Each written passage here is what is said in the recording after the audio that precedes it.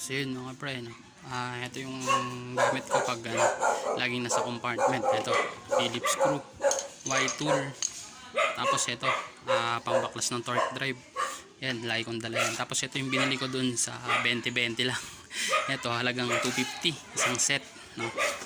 Ito, hindi naman siya ganun, hindi naman siya original, pero pang in case of emergency.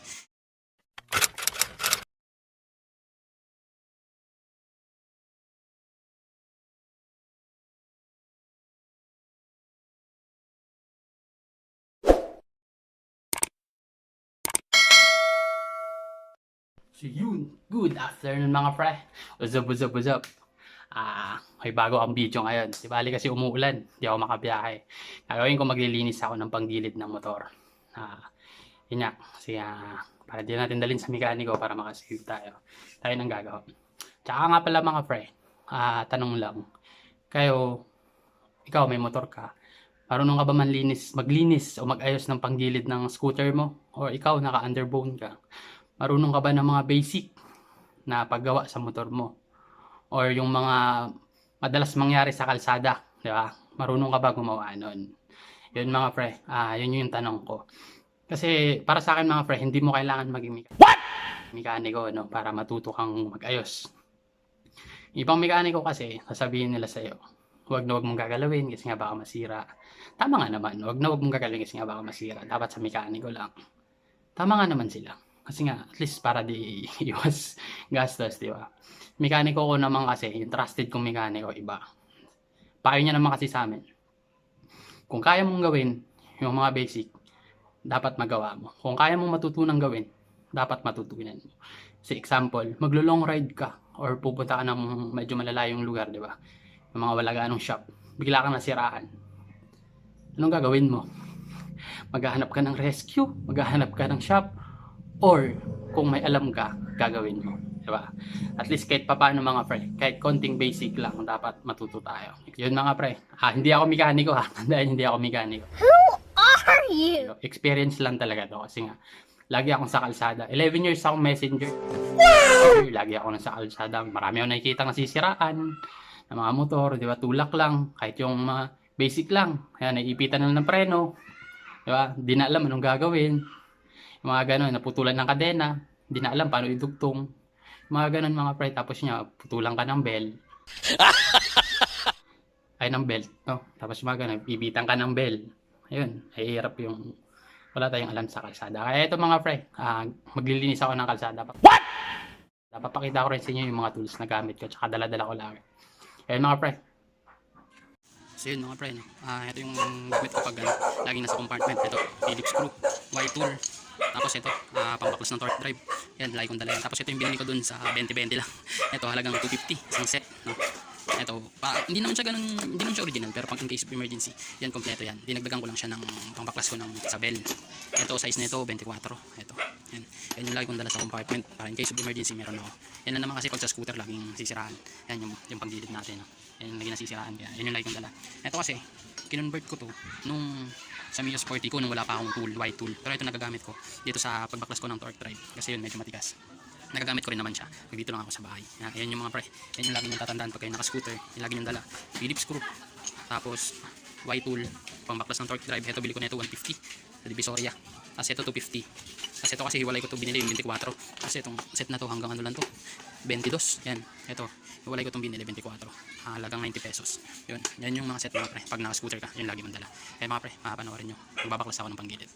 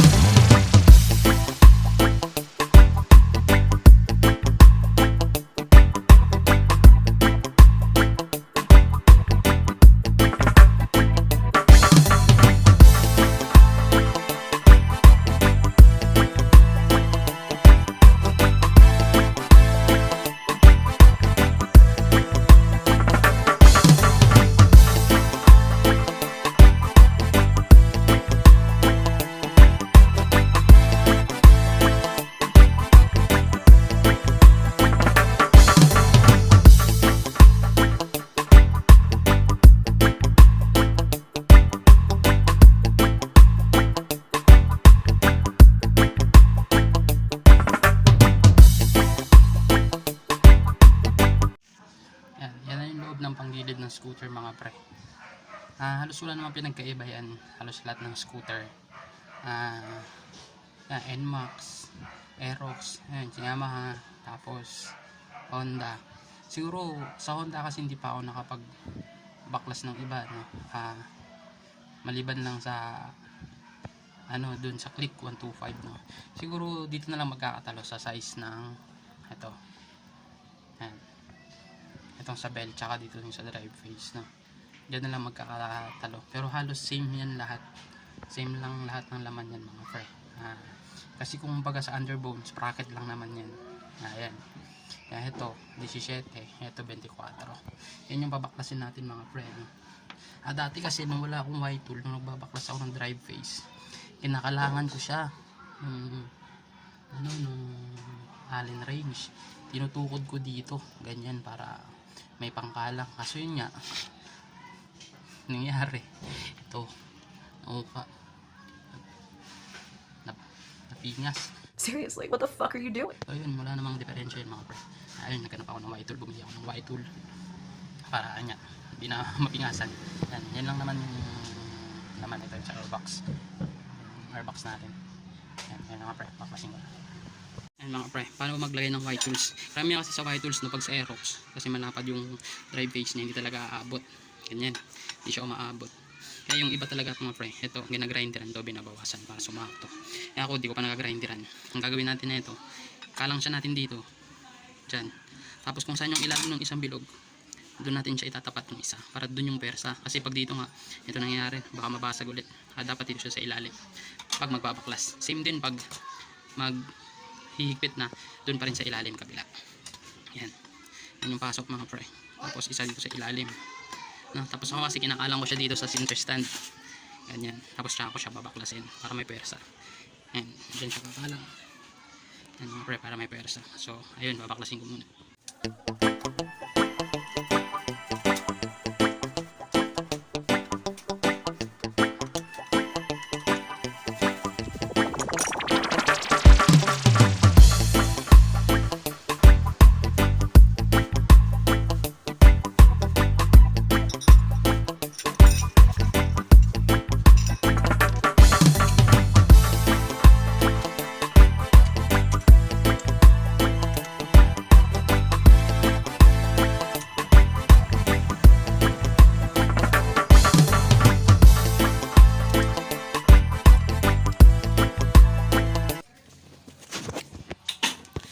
Mga pre, baklas ko na yung sa torque drive natin, yung sa bell, yung ginamit ko itong yung kinonvert ko dati, pero pwede naman yung white tool. Ito pwede naman yung white tool kasi maiksi lang siya, hindi lang siya nakakalapat dito sa lupa.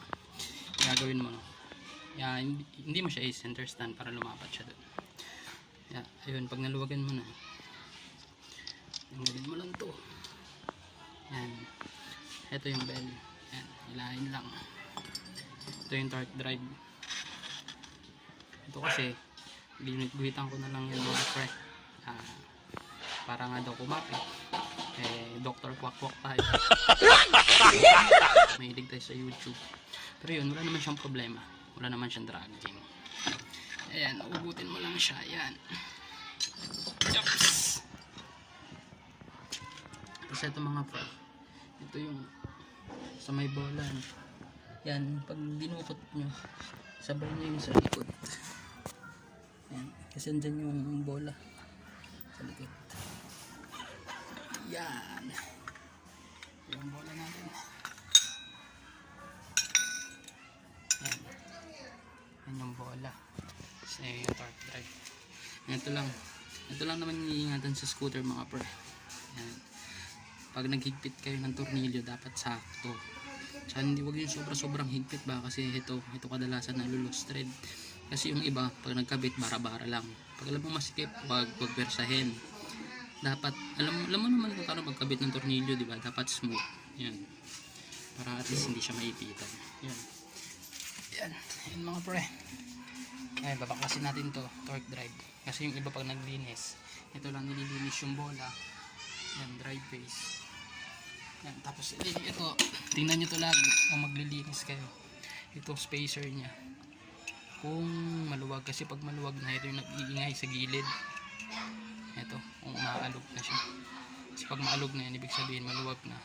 Kailangan nyo ng palitan yan kasi yung source bakit nag-iingay yung panggilid na minsan. Hindi lang naman yung dahilan, basta marami pang dahilan kung bakit nag-iingay yung panggilid. Ayun, so ito lilinisin natin, brown case. Ito may joke ako dito mga pre. Makikita nyo yung air cleaner ko, diba, the best. Charan! Diba? Scotch-Brite. Kanya-kanya naman kasi tayong idea mga pre, no? Pero sa akin naman, based naman sa experience ko dyan, sa Scotch-Brite na yan, di naman siya nagdadragging, hindi naman siya nagkakaproblema. Yun kasi bakit ko siya ginawang Scotch-Brite, no? Kasi yun nga, nagagrab kasi ako araw-araw akong nasa biyahe, mabilis maalikabukan. Mabilis lang siya, yun nga, mabilis lang siya malinisan. Kasi halos 1 month, hindi pa nga minsan 1 month, naglilinis na ako.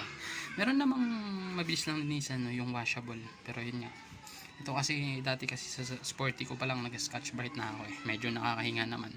Tsaka yun naman, hindi naman, wala namang alikabok yung dito sa loob. Ito na naman titingnan mo kung ito, kung nagka-alikabok dito dahil sa Scotch-Brite mo nilagay, tanggalin mo yung Scotch-Brite mo, palitan mo na ng. So yun mga pre, tuturuan ko lang kayo paano magpaklas ng torque drive. Yun paalala ko lang ulit, hindi ako mekaniko, based lang sa experience. Okay. Ito, halos same lang to lahat ng scooter, same procedure lang. Yung iba kasi pag walang pag walang ganito, walang pampaklas. Yan. Diba, tinitik-tik. Ito to, tinitik-tik.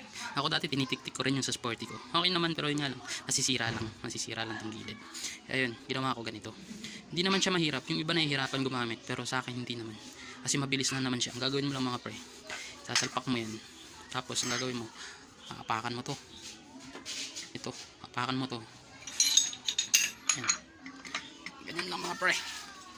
Apakan mo yan ganyan. Tapos ganyan mo lang. Tapos pupukin mo lang ng kamay mo to mga pre. Iikot na yan. Yan. Ganyan ang paggawa nun mga pre. Yun nga, kasi nga kung wala tayong baril, in case naman mag-emergency, sa kalsada tayo, yun na naman gagawin nun. Apakan mo lang para bumaba ito. Yun. Kasi tinutulak na kasi to itong lining natin, kaya nag-press dun sa tornilyo, kaya matigas. Kaya ang gagawin mo, apakan mo to, tapos yun, malambot lang yun mga pre. Yan.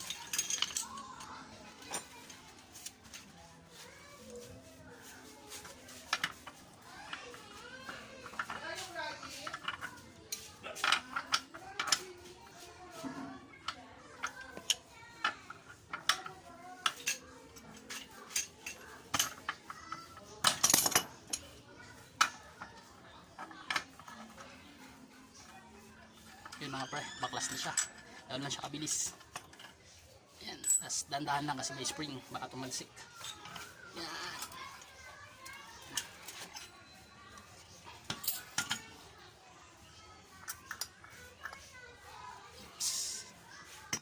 So yun, ito mga pre, ito pag nasiraan ka sa daan, hindi mo naman ito kailangan baklasin. Yan. Hindi naman ito basta nasisira. Ako kasi tuwing naglilinis ako ng panggilid, ako kasi binabaklas ko to, nililinis ko to kasi may grasa to sa loob eh. Yun, ang kinakatakot ko lang kasi sa grasa, baka lang kasi hindi naman siya mamumuo, pero yun nga, titigas sa loob yung plane nito. Ito, yan, babagal, dapat smooth lang kasi pag nanigas yung grasa sa loob, napuno ng alikabok, yan titigas. Yung pagbaklas lang naman yan mga pre, kailangan nyo lang flat screw. Yan, tunggitin mo lang to ito sa ilalim. Yan, hindi nyo lang yan. Tapos yung iba naman kasi mga pre, malambot lang, may hila lang to. Yan, ikot. Yan, hila lang yung iba, matigas niya. Yan, gawin natin, sunggitin lang natin yan. Huwag naman kailangan pero sa yan. Yan, yun na mga pre. Yun, ito yung loob nya. Ito, yan mga pre, yan yung langis, ay yung grasa. Yan, tutubig na, kaya ako lagi ko siyang pinapalitan. Yan, yan, yan siya magulo, solid plate. Yan mga pre, pag naglinis lang naman ito, Ito kasi nahuhugot lang to. Kailangan mo lang ng long nose. Ito importante, huwag mong walain kasi yan yung stopper. Hugutin mo lang yan mga pre. Yan. Tapos pag sa sporty kasi alam mo sporty may pin lang diretso eh. Sa Aerox kasi meron pa. Yan, meron pa siyang parang ring. Yan. Set yan. Yan. Sa sporty kasi alam ko ito lang pin, wala siyang ring. Yan. Ito kasi ang nangyayari dito mga pre. Pag hindi nyo ito laging nalilinis, ito ang nangyayari dyan, ito nagkakaupa to dito, nagiging letter C yan, dito kakaupa. Yun yung source na nagkakalimit minsan yung takbo ng motor mo. Minsan takbo niya 80 lang. Pero yun nangyari sa sporty ko, 3 years hindi nalinis. Ayan.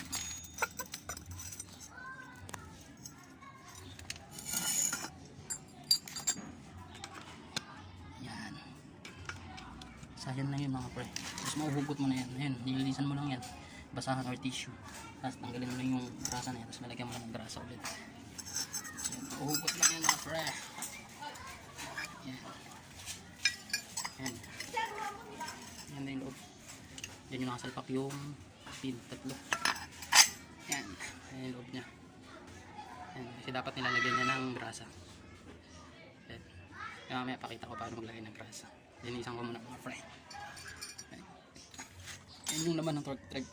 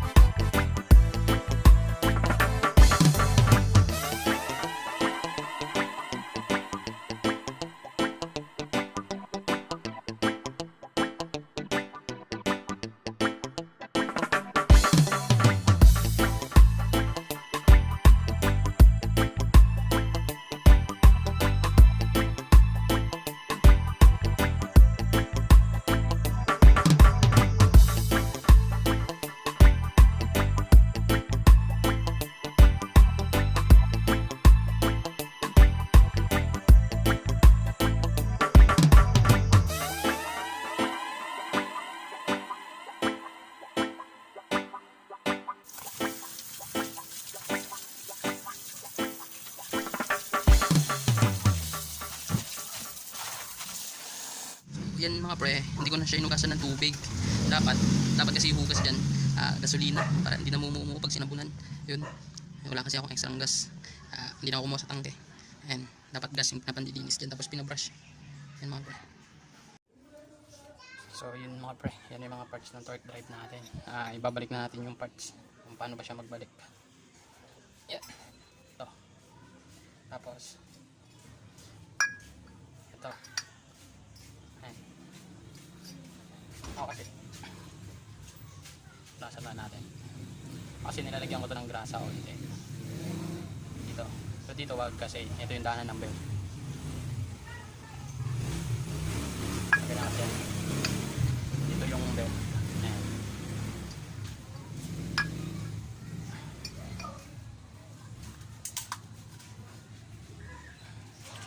Kaya dito tayo sa pin maglagay.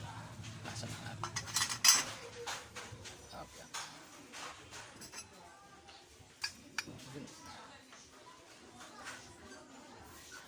Pin.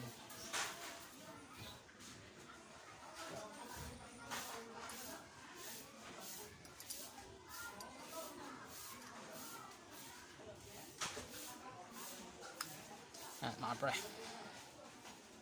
Bila.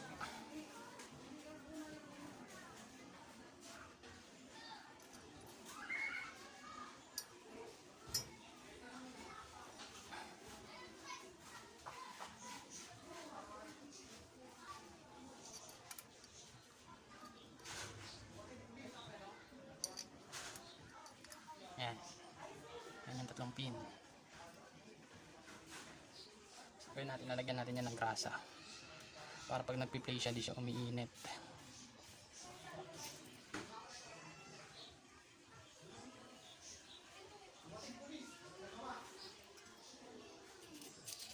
Sakto lang mga pre. Masyadong po. Hindi naman naapaw yan kasi may gasket naman siya.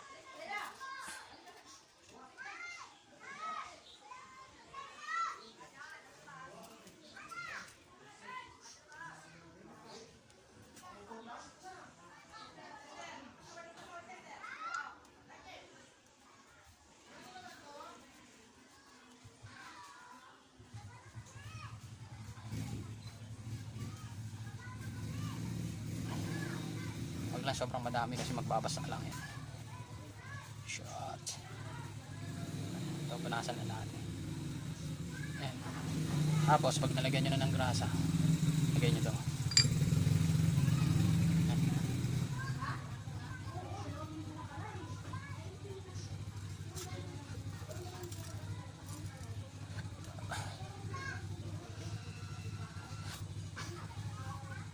Punasan nyo lang yung sobra-sobrang nadala yung mga dalang grasa. Yan. Tapos yan yung play niya mga pre. Yan, ito dapat kasi tuyo kasi yan tumadaan yung belt dumulas lang, di umakit. Dapat walang grasa yan. Itong loob, ayan, itong bearing, lagyan nyo din kita paano.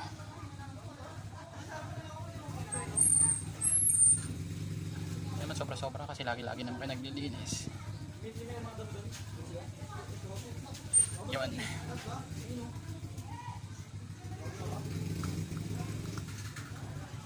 Yan na siya mga pre. Punasan lang natin. Tapos balik natin yung spring.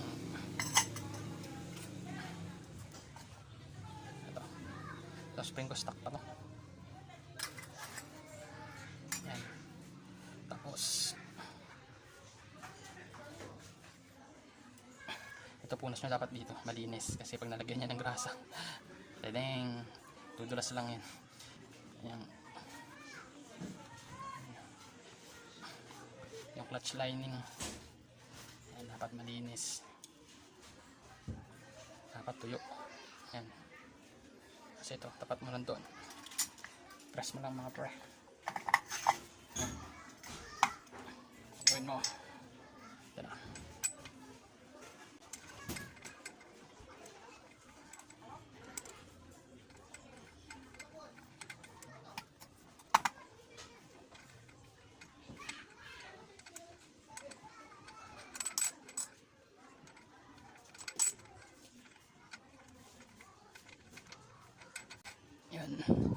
dapat sakto yung paglagay, hindi yung lagay natin nalagay kasi mag-loose thread.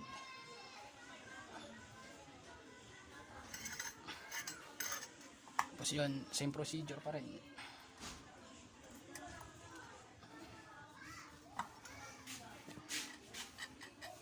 Apakan pa rin siya.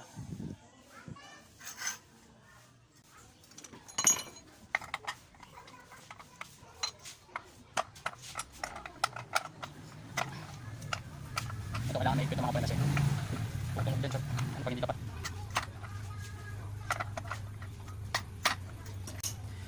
Ito malalaman yung maigpit na siya pag ito umangat na siya dito sa tornilyo, sa nut. Ayan, dapat lumagpas siya. Ayan, ibig sabihin okay na yan. Yun, nakabit na natin yung panggilid natin. Okay na to.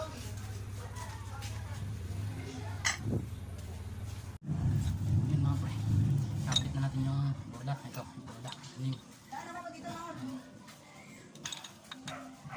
Ayan natin, check nyo itong maalog yung dry paste. Hindi naman, hindi pa palitin. Check. Ayan. Kasi ito punasan nyo ito, dapat wala itong lungs, wala itong grasa. Kasi dito rin tumadaan yung bell, dito umiikot. Yun. Ayan. Check.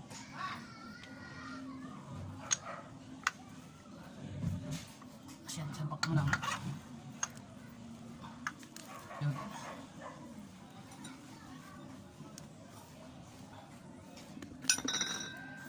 Kasi ito muna, torque drive. Ito bago nyo siya isalpak dun sa lagay, dapat ipit nyo muna. Ito tandaan naman yung bell. Yan, direction niya. So bago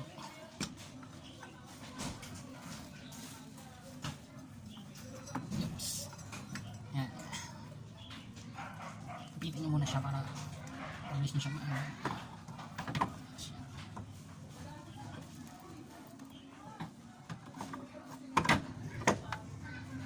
Sabihin nyo siya dun.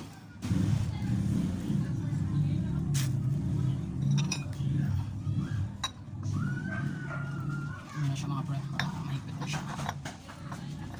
Ayan.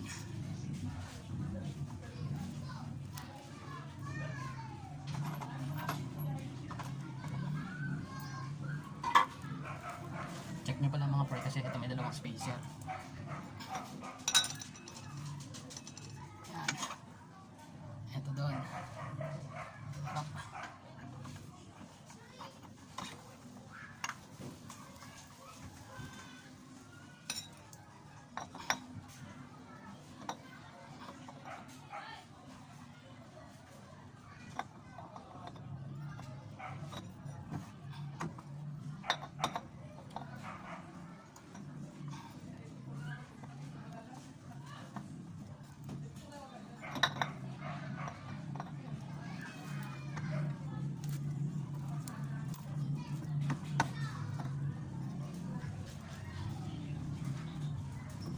Oops.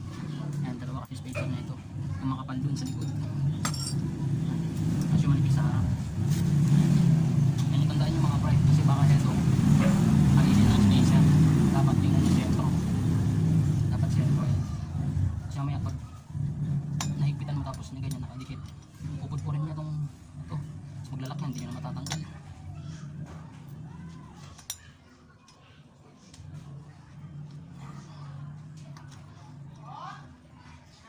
Tingnan natin yung kung nagtitrade kayo kasi karamihan sa ganyan scooter nag-loose trade.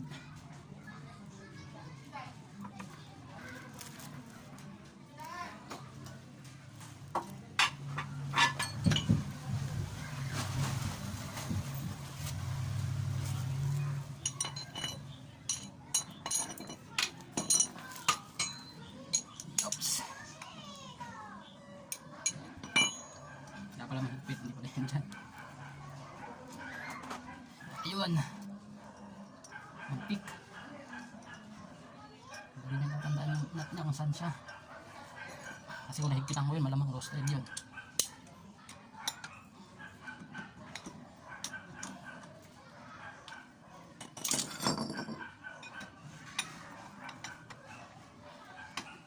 Same procedure ng pagbaklas. Tapos dandahan lang lagi. biglain.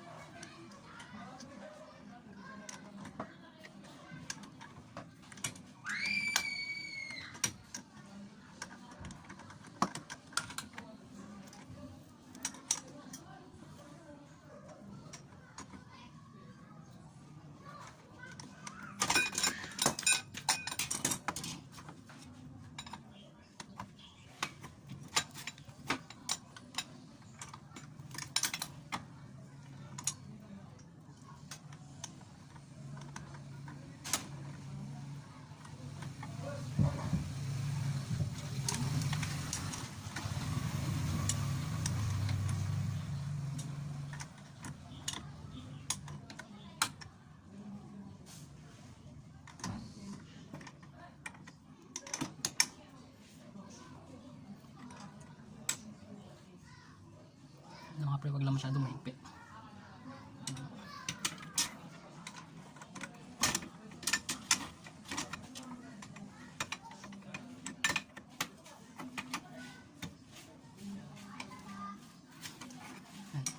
Paano siya malaman para ma-check nyo kung mahigpit na. Ito, alugin nyo to, dapat walang alog. Ayan. Ito na, yung belt.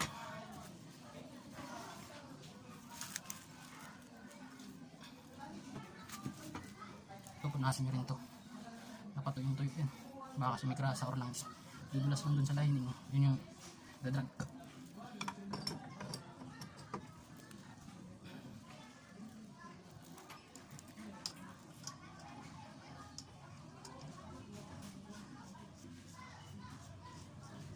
Kapya.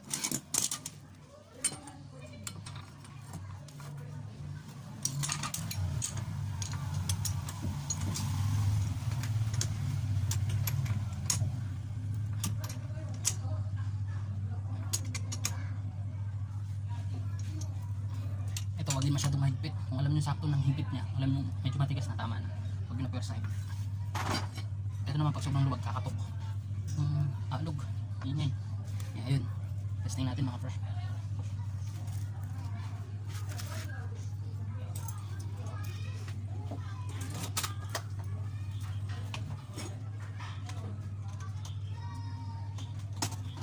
Side stand.